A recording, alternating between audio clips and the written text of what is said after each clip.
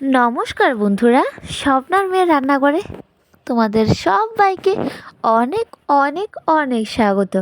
আশা করি তোমরা সবাই ভালো আছো, আমিও অনেকটাই ভালো আছি। আজকে প্রায় 1-1.5 মাস পর কিন্তু আমি তোমাদের সাথে রান্নার ভিডিও শেয়ার করতে চলেছি। অনেক দিন ধরেই ভেবে উঠতে পারছিলাম না যে তোমাদের কবে কখন কি ভিডিও দেব, যার কারণে আজকে একটা সুন্দর মোমেন্ট হলো। আমার মেজো দেওর নামলো পুকুরে আর সুন্দর সুন্দর মাছও ধরতে পারলো, যার কারণে আমিও দেরি না করে তোমাদের সাথে শেয়ার করে নিলাম আজকের রেসিপি। আজকে পুকুর থেকে খুব সুন্দর সুন্দর কিছু মিকরা মাছ ধরেছে। তোমাদের পুরো ভিডিওটা কিন্তু স্কিপ না করে দেখতে হবে আমি আজকে এই মাছগুলো দিয়ে কী রান্না করছি, ঠিক আছে? তোমরা কারা কারা এক্সাইটেড আমার ভিডিও দেখার জন্য অবশ্যই কমেন্ট করে ফেলো, আর কারা কারা আমার ভিডিও মিস করছিলে সেটাও কিন্তু অবশ্যই জানিয়ে দিও। তো আজকে আমি তোমাদের রান্না করে দেখাবো আমাদের নিজেদের পুকুরের মাছের সুন্দর একটা রেসিপি, আর সেগুলো হচ্ছে সবগুলোই মিকরা মাছ পেয়েছে। আর আজকে তোমাদের সাথে শেয়ার করতে চললাম মিকরা মাছ দিয়ে সুন্দর দারুণ একটা রেসিপি। তো আজকে এই মাছগুলো দিয়ে রান্না করব ফুলকপি আর আলু দিয়ে ঝোল। এই শীতের সিজনে কিন্তু নিজের বাড়ির পুকুরের মাছ আর ফুলকপি দিয়ে মাছের ঝোল কিন্তু অসাধারণ লাগে। কার কার ভাল লাগে অবশ্যই জানিও। তো দেরি না করে এখন আমি শুরু করে দিলাম মাছ কাটা। যেহেতু এখানে 3টে মোটামুটি বড় বড় সাইজেরই মাছ ছিল, তাই আর দেরি না করে কিন্তু আমি একটা একটা করে মাছ কাটা শুরু করে দিলাম।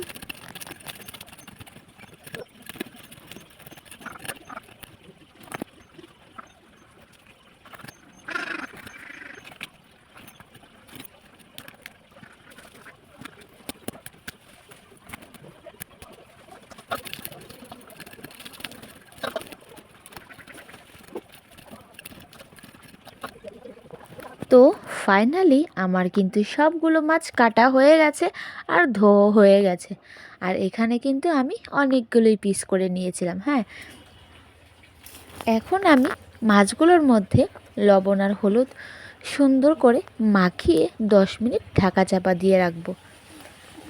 তারপরে এদিকে আমি ফুলকপি আর আলু সুন্দর করে কেটে নিচ্ছি। আমার কাছে এই ফুলকপি দিয়ে যে কোনো মাছের যে কোনো রেসিপি ভালো লাগে। কারা কারা ফুলকপি পছন্দ করো জানিও। তো এই যে দেখো, আমি এদিকে ফুলকপি আর আলু সুন্দর মতো কেটে নিয়েছি। তারপরে চুলায় আগুনটা ধরিয়ে বসিয়ে দিলাম কড়াইটা। আজকে এই মাছের ঝোল রান্না করার আগে একটা মশলা বানিয়ে নেব, আর সেই মশলাটার মধ্যে আমি দিয়ে দিলাম 2 রকমের জিরা, ঠিক আছে?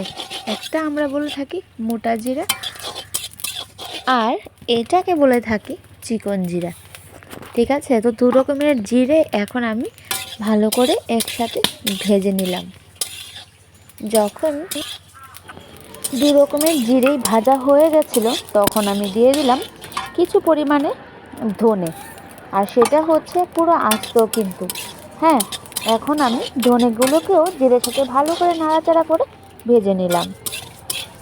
যখন ধনে জিরে থেকে খুব সুন্দর একটা স্মেল বেরোলো, তখন আমি দিয়ে দিলাম কিছু তেজপাতা, আর তেজপাতাকেও ভালো মতো করে আমি অনেকটা টাইম নিয়ে কিন্তু নাড়াচাড়া করে ভেজে নিয়েছি। তেজপাতাটাকে ততক্ষণই ভাজতে হবে যতক্ষণে না হাতে নিলে মচমচ আওয়াজ করে। তো আমি যখন তেজপাতাটা ভালো ভাজা হয়ে গেছিলো বুঝতে পারলাম, তখনই কিন্তু নামিয়ে নিয়েছি। নামিয়ে সবগুলো তেজপাতা আমি ওই জিরেগুলো আর ধনেগুলোর সাথে ভেঙে একদম চুরমাচুর করে গুঁড়ো গুঁড়ো করে দিয়েছি। তারপরে চুলাতে আবার কড়াইটা বসিয়ে দিলাম। কড়াইয়ের মধ্যে দিয়ে দিলাম একটু জল, আর জলটা যখন একটু গরম হয়ে গেছিলো তখন আমি দিয়ে দিলাম কেটে রাখা ফুলকপি আর আলু। তো ফুলকপি আর আলুগুলোকে আমি 15 থেকে 20 মিনিট আমি হাফ একটু সেদ্ধ করে নিলাম। সেদ্ধ করার পর ফুলকপি আর আলু কিন্তু আমি নামিয়ে নিয়েছি। আমি কিন্তু তেমন বেশিও সেদ্ধ করিনি, আবার তেমন কমও সিদ্ধ করিনি, মোটামুটি একটা হাফ সেদ্ধ করে নামিয়ে নিয়েছি। নামিয়ে কড়াইয়ের মধ্যে আবারও দিয়ে দিলাম অনেকটা পরিমাণে তেল। আর এখন ওই তেলের মধ্যে আমি একটা একটা করে মাছ দেওয়া শুরু করে দিলাম। প্রথমে আমি মাছের দুটো মাথা দিয়েছি, যেহেতু মাছের মাথাগুলো একটু বড় ছিল তাই আমি প্রথমেই মাছের মাথাগুলো দিয়ে দিয়েছিলাম। সাথে একটা একটা করে কিন্তু আমি মাছের পিসগুলো ভাজতে শুরু করলাম। তো অনেকটা টাইম পর যখন মাছগুলো এক সাইড ভাজা হয়ে গেছিলো তখন আমি মাছগুলোকে উল্টে পাল্টে সুন্দর করে ভেজে নিচ্ছিলাম। সবগুলো মাছই কিন্তু ভাজা হয়ে গেছে। এখন আমি মাছগুলোকে একটা একটা করে নামানো শুরু করে দিলাম।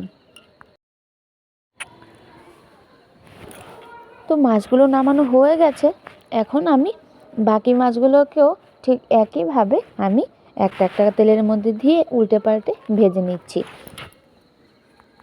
তো সবগুলো মাছ যখন আমার ভাজা হয়ে গেছিলো তখন আমি ওই তেলের মধ্যে দিয়ে দিলাম হাফ সেদ্ধ করা ফুলকপি আর আলু। এখন আমি ওই ফুলকপি আর আলুকে লবণ হলুদ দিয়ে একটু একটু হলুদ হলুদ কালার করে ভেজে নিলাম। কিছু টাইম নাড়াচাড়া করার পর কিন্তু ফুলকপি আর আলুগুলো ভালো মতো ভাজা হয়ে গেছিলো। তারপরে আমি ফুলকপি আর আলুগুলোকেও কিন্তু নামিয়ে নিয়েছি। নামিয়ে ওই তেলের মধ্যে দিয়ে দিলাম অল্প কিছু পেঁয়াজ কুচি আর দিয়ে দিলাম মরিচের বাটা। সেখানে কাঁচা মরিচও ছিল আর শুকনো মরিচও ছিল। তো আমি দু রকমের মরিচ দিয়ে মরিচটাকে ভালোভাবে কষিয়ে সবগুলো সবজি আর মাছ একসাথেই দিয়ে দিয়েছি।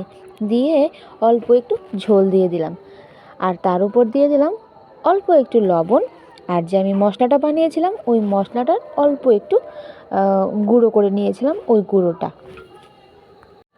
আজকের রেসিপিটা কিন্তু মোটামুটি রান্না হয়ে গেছে। এখন আমি 10 থেকে 15 মিনিট ঝোলটাকে ভালোভাবে সেদ্ধ করেই কিন্তু নামিয়ে নেব। আর এই যে নামিয়ে নেওয়ার পর তোমাদেরকে দেখিয়ে দিলাম আজকের রেসিপির ফাইনাল লুক। তো অনেক দিন পর কিন্তু স্বপ্নার মেয়ে রান্নাঘর তোমাদের সাথে নিয়ে এলো সুন্দর একটা রান্নার রেসিপি। যদি তোমাদের ভালো লেগে থাকে অবশ্যই সাপোর্ট করো, একটু ভালোবাসা দিও। আজকের জন্য এখানেই টাটা। সবাই ভালো থাকো, সুস্থ থাকো। Bye bye.